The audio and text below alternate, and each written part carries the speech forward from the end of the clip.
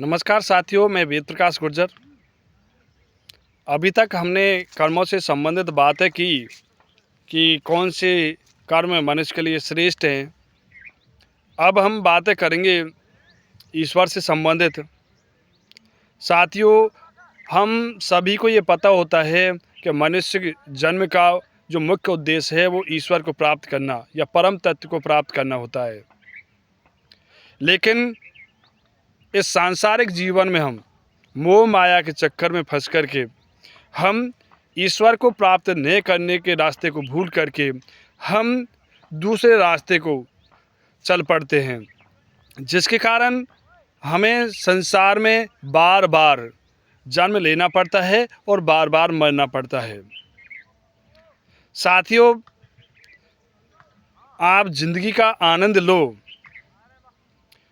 ऐसे उचित कर्म करो जिससे दूसरों का अहित नहीं हो। अधिक से अधिक क्रियाकलाप हमें दूसरों के हित हो ऐसे कर्म करने चाहिए और जिंदगी का आनंद लेते लेते हमें ईश्वर की भी खोज करनी चाहिए कि हम जिस आत्मा या जीवात्मा के अंश हैं उसकी हमें खोज करनी चाहिए। यदि हम ईश्वर की खोज नहीं करेंगे तो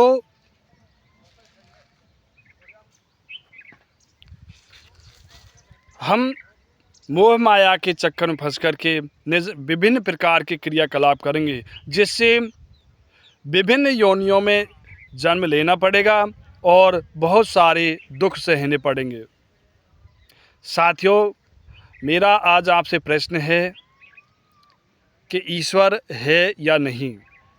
जिस साथी के विचार हैं कि ईश्वर है तो वो कमेंट बॉक्स में प्रमाणित करें कि हाँ, ईश्वर, हम कह सकते हैं ईश्वर इस आधार पे है।